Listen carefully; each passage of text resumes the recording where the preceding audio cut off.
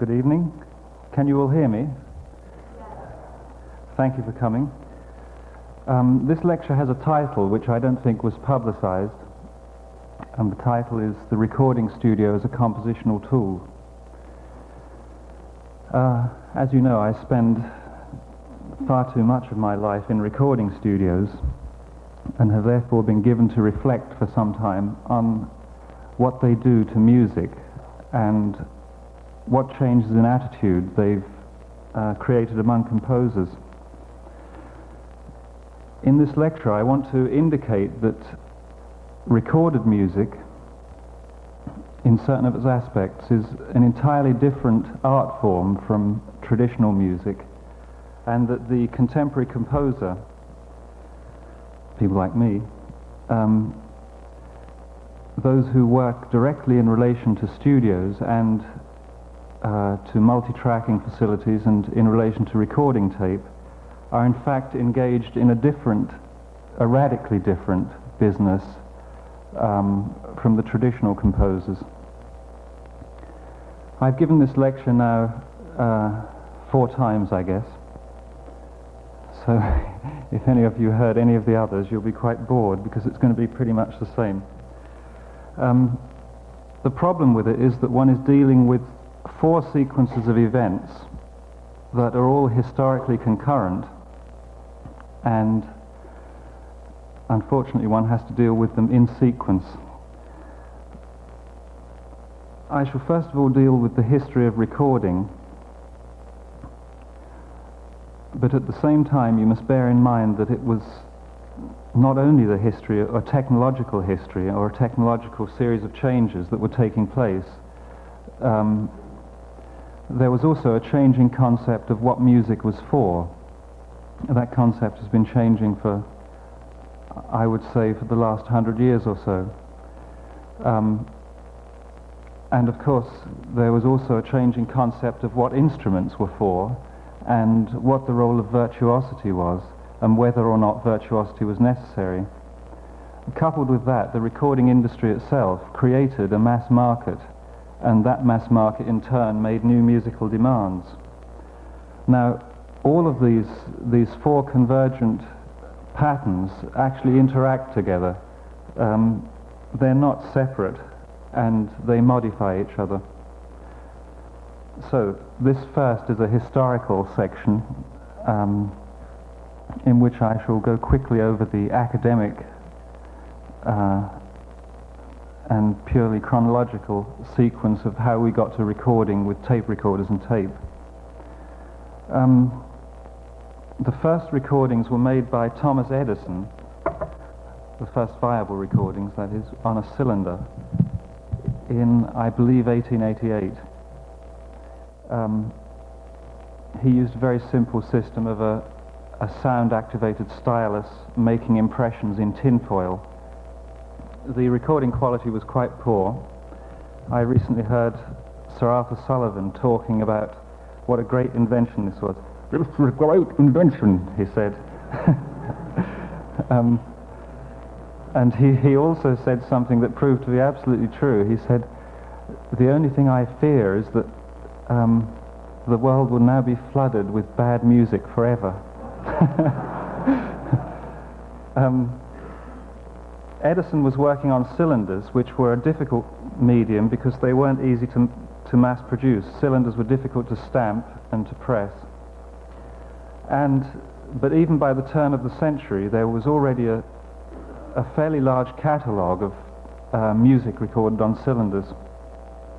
Round about the turn of the century, there was a transition to discs, which were much easier to cut and to press, and also much easier to store. Initially, their quality was not so good, but they were so much cheaper and so much easier to handle in every way that they quickly caught on.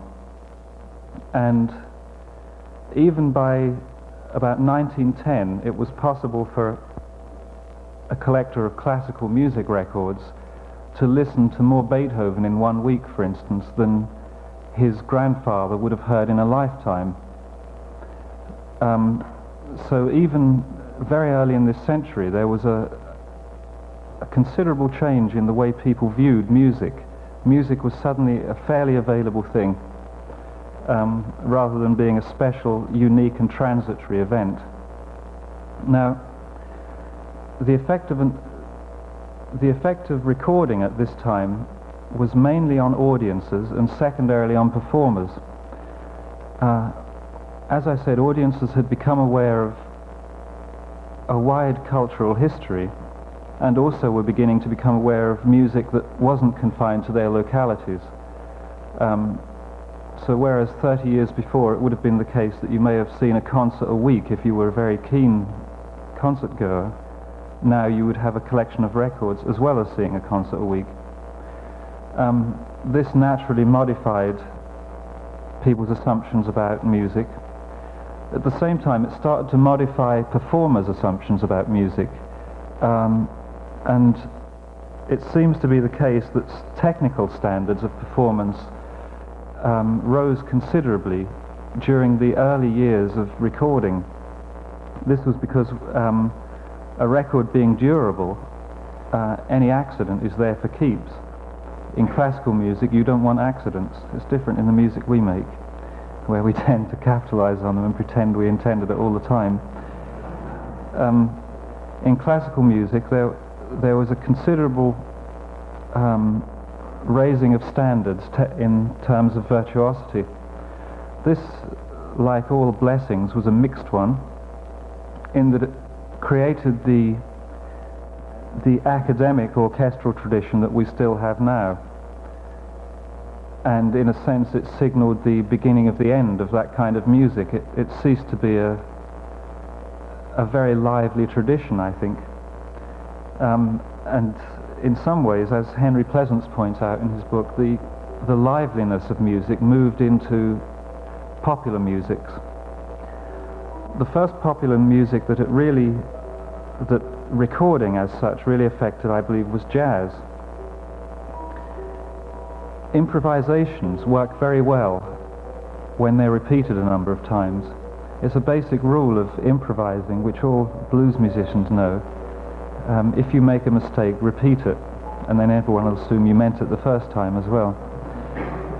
And there's a drawing equivalent to that, which every first-year art student knows. If you do a scribble like this, and then you put a big black line around all the lines, which is to say to amplify the scribble, it suddenly looks like it was an intended, encapsulated thing.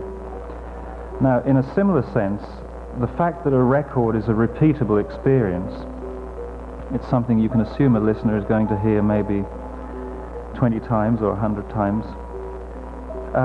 You can take liberties in your playing that you might not do otherwise if you regarded the record as transitory. That's to say that whereas Beethoven or Bach, for instance, built into their pieces a great deal of redundancy, numerous repetitions of ideas, slight modifications of them, it became possible with recording and with jazz, particularly from the 30s onwards, to allow the singularity into the record, so a singular, unique, strange event, which one knew would gradually fall into a perceptual order over repeated listenings. Now, until the 30s, until the late 30s in fact, recording wasn't making a great deal of difference to composers. In fact, in terms of the presentation of a recording piece, it wasn't really making much difference to anything except those things I've indicated. The way records were recorded at that time was that a group of musicians would stand in front of first of all a horn, an acoustic horn, and then a microphone. Now, the musicians were arranged in a pyramidal fashion back from the microphone. If you ever see early photographs of this, you'll see that the singers are very close to whatever is picking up the noise. And then the melody instruments are behind them, and then the rhythm and percussion instruments are behind them. And this is exactly the same acoustic hierarchy that existed in classical music.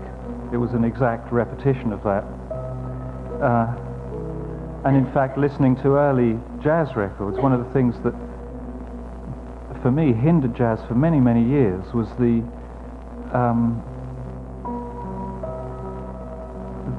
degree to which the rhythm instruments were lost among the mix. It was all melody and no rhythm, it seemed to me.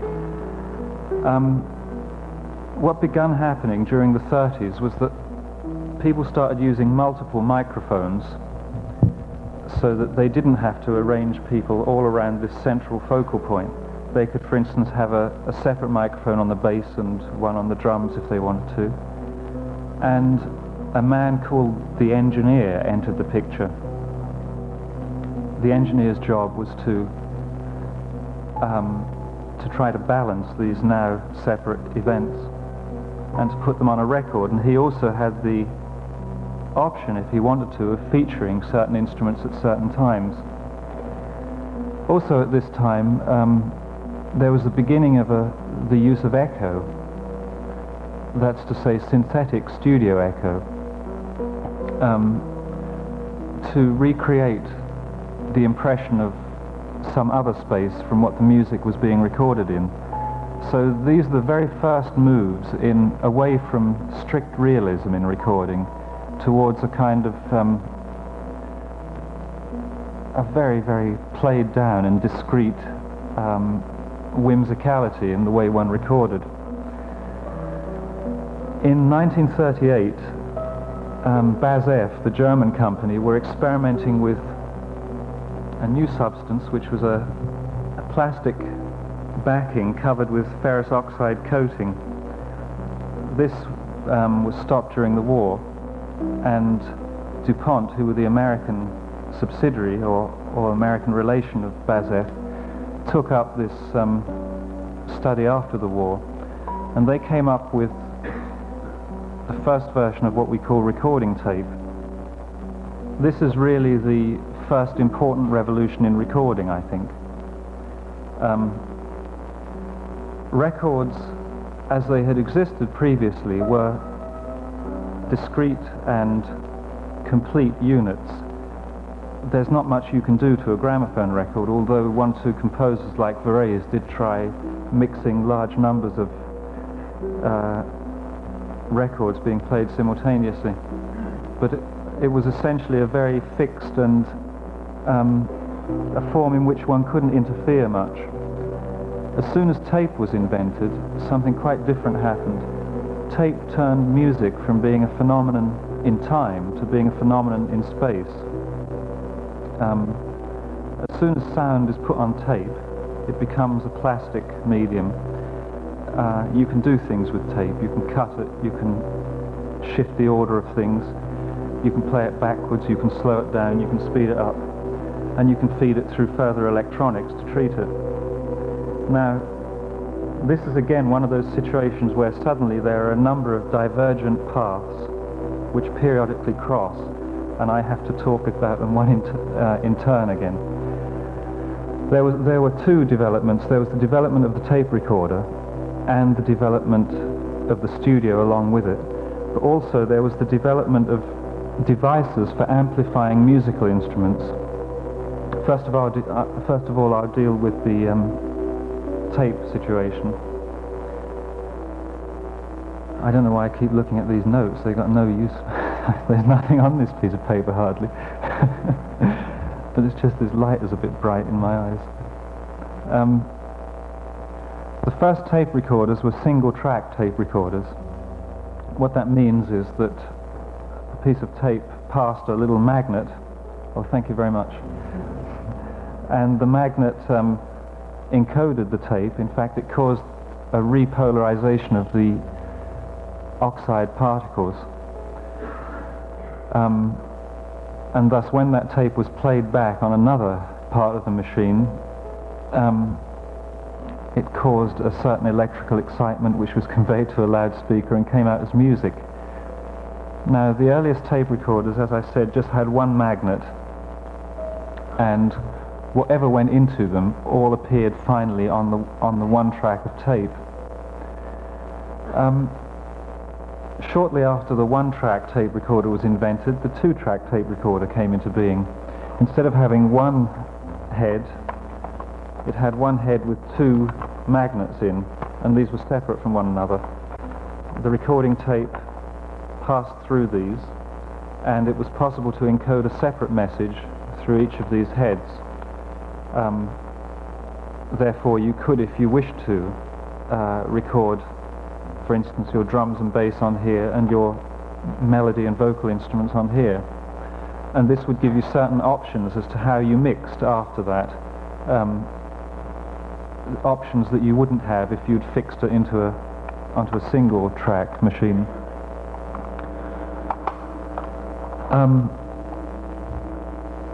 Concurrent with the development of the tape recorder was the development of the studio, which dealt with the tape recorder. As soon as you have two tracks, you have to have a system for mixing them, and you will naturally want to have a system for slightly modifying the sounds of them. For instance, well, this track has the bass on, let's have a bit more bass in it. This track has the voice on, let's put some high frequencies in it. So we start seeing early recording consoles around about the early 50s. There was quite a rapid development then. Things went to 3-track, which was a curious hybrid that didn't last long, and then to 4-track, which lasted for a surprisingly long time. For instance, even until 1967 and 68, 4-track was still very commonly in use, and Sgt. Pepper was, for instance, recorded on 4-track. An outstanding technical achievement for the time. And lots of the early psychedelic records were, in fact lots of the later ones were as well. It didn't last that long. What's early and late in a 6-month span.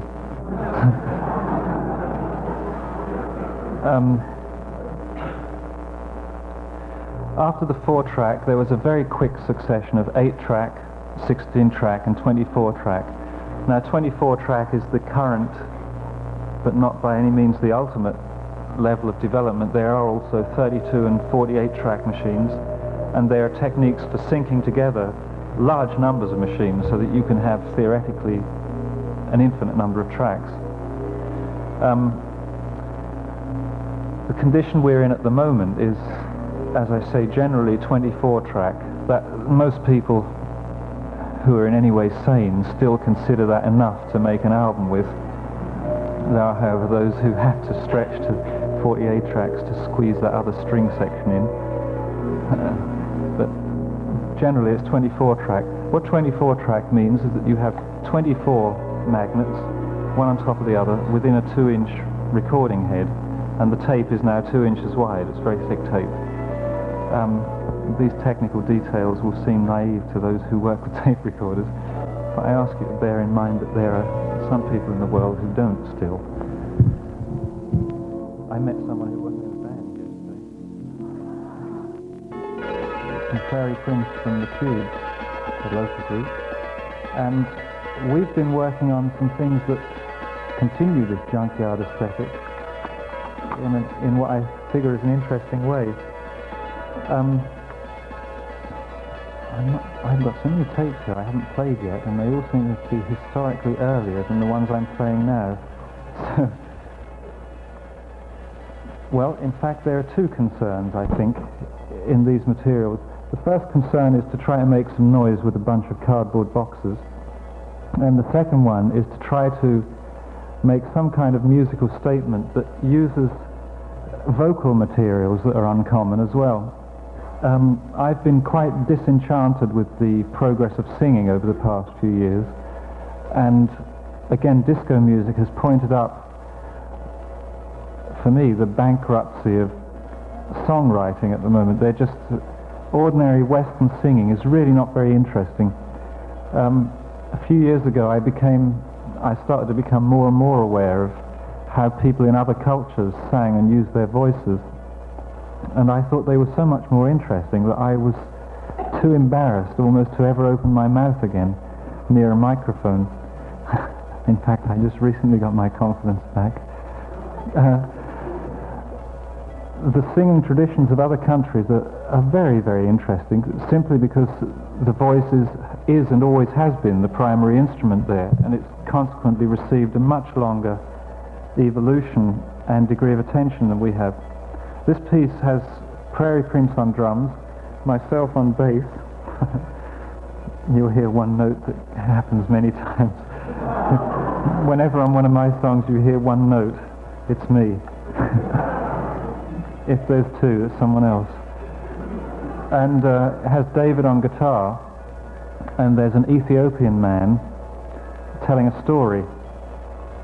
This is a very early version and a rough mix of an early version, so don't judge it too harshly yet. Okay, now I'll play you something else in that same line of work, which I shall have to find because it's on the same tape. One of the interesting features of the recording studio, and one that hasn't really been exploited that much, is that you can put together material that never belonged together, was never conceived as belonging together, and you can somehow juggle it so that it fits. This next piece is called Mea Culpa, and this is actually, it's just got two things on. There's a synthesizer and the two voices. Has an interesting background. I was listening to a talk show with a view to recording some voices on it. I listen to the radio a lot because I like American voices, and the range of them is interesting. And I was looking for some material to use on a song. Suddenly this hysterical Jewish man from Brooklyn came on, telephoning about Congressman Fred Richmond, who just confessed to having sex with a 16-year-old boy. And the Jewish man was, who's that for, Fred Richmond or sex? Or 16-year-old boys?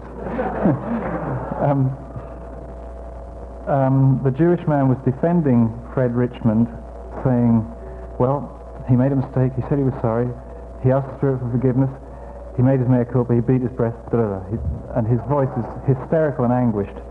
Now, on the talk show was a politician, an extremely oily and obsequious man, who was then asked an embarrassing question about this incident, and who answered, as most politicians do, with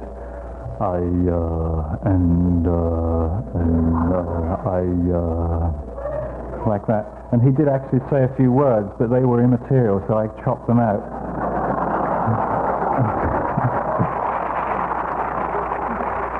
He talked about, the word issues came up a lot, as it often does in American political discussion, though you never actually hear what they are. You just hear about the issues all the time. And so what I've done in this is to, as I say, this is its very first form. It's since gone a little bit further than it does here. What I've done in this is to have a conversation between these two people. There's first of all the anguished man, and then there's the oily man, and they occur on alternate verses, I hope. Yes, I think that piece will race up the charts like all my adding further to my already enormous empire. Now this third one is actually the original garbage piece. I recorded this in New York with 5 other musicians: David Byrne, Bill Laswell playing bass, Tim Wright from DNA also playing bass, David Van Teegem on drums, and yes, that's it, that's the lot. Here they are. Oh, and a girl from Washington Square Park playing percussion, that's right, but she doesn't appear in this mix. This is another rough mix. Rough, and I like it. This is my disco song.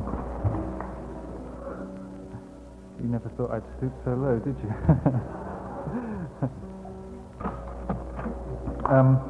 Thank you. What you hear there is what was initially quite an ordinary backing track, fed through quite a lot of electronics, so that it gets a kind of squelchy quality that I'm very fond of. Now, one of the interesting things about this kind of recording, and another thing that reggae producers have exploited more than any others, is the way in which you can make one piece of material come out in a number of different ways. I started doing this a few years ago when people started asking me to make film soundtracks, and being kind of lazy, I decided that I would do it just by remixing stuff I already had. So, first of all, you'll hear, this is a piece called Sky Soar off Another Green World.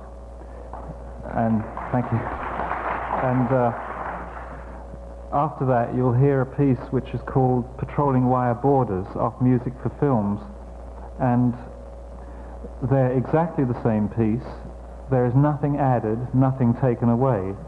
But there are considerable changes made electronically, both in the relative dynamics of instruments and in the sounds they have and in the echoes that are being used. So here's the original as it appeared on the record. You see there's quite a difference there. Now, I think most musicians, when they go into a studio, wipe their brows and breathe a sigh of relief when they actually get something on tape. For me, that's the easiest part of the problem. If you examine the range of difference between those two instances I played there, what's conventionally called mixing, which is all that was happening there, is actually a very, very wide and fairly unexplored territory. If you're dealing in musical material that is abstract rather than refers to some kind of performance that existed, and most recorded music now doesn't refer to any real performance, you accept that all of your ranges are infinite. That's to say, your sound palette is infinite. Your dynamic ranges are infinite in the sense that something can be as loud as it's possible to be or not there at all. And each of the things has that range. So you have a very wide set of problems to deal with when you come to the so-called mixing stage, which I now call the processing stage, because that's actually what happens there. The person who used to be called the producer, and I suppose in many cases still is, was traditionally a man who had some idea of how to talk the engineer's language, but also more importantly, had some imagination about this procedure, the processing procedure. The first of the great rock producers, I suppose, was Phil Spector, who went to quite absurd limits with his own mixers. Bass drums that were so loud, for instance, or snare drums that were so loud that they dominated the whole mix. 4 pianos used to get a single sound, that kind of thing. At the time, this was quite dramatic and revolutionary. Nowadays, it's fairly commonplace, but what still hasn't seeped through to most people is that they are making synthetic music. Now, whereas this is clear with a band like Kraftwerk or Kuster or the German groups, for instance, or with someone like Jean-Michel Jarre or people who use synthesizers, it's not so clear with a band. Bands still are strung between this problem of, well, can we perform it live? Well, ultimately you can't anyway. Anything you do in a recording studio is unique to that situation. So any live performance of it is an approximation. So you might as well decide to be really approximate and just forget about any fidelity, I figure. In fact, most of the pieces I've played you of my own, most of my own pieces have never been performed in any sense whatsoever, not even in the studio. They were built up, you know. I would put on a piano one day, come in the next day, put on a guitar and maybe something else. The third day I'd erase the pianos, put something else on. They were built up in a very slow way. No two instruments in many cases were played at the same time. This piece, which is another forerunner piece for me of what I'm doing now, is called RAF. It was well, released isn't the word. It accidentally slipped out in England, and I never even got a copy myself, actually. The record company didn't send me one. It was banned in Germany because it was about the Baader-Meinhof terrorists, and I don't think it was ever released here either. So it's a kind of a rare record. What? You? Yeah? I'll buy it off you. I've only got this cassette of it. RAF was a piece that had an interesting genesis. It had nothing to do with Genesis, actually, except that Phil Collins was the drummer on it. The backing track for this, that's to say the bass and drums, I think, yeah, just the bass and drums, were recorded almost a year before the rest of the material was put on. And furthermore, they were from two different songs, but I fitted them together. Then the first voices you hear are recorded off a telephone in Germany, and they're the voices, first of all, of a policewoman saying, "Good evening, ladies and gentlemen. This is the Minister of Police. What you're about to hear are the voices of the Baader-Meinhof terrorists, or the Red Army faction they were. If you can identify any of them, please ring this number," and so on. And then you hear these manic voices, and you'll hear her voice coming in and saying, "Example 4, example 5. Then, so that was put on. I did this with two girls called Snatch, Judy Nylon and Patty Paladin, who are both Americans. And the whole vocal thing was their idea. They said to me, "Do you have a backing track we could use for this idea?" And I put this backing track together. Then we switched to the aeroplane in Mogadishu, and I tried to make some alteration in the acoustic space here. So we go from a frenzied outdoor space to a sudden very dry inside of an aeroplane with almost no echo. Last night when I played this, the speakers were out of phase.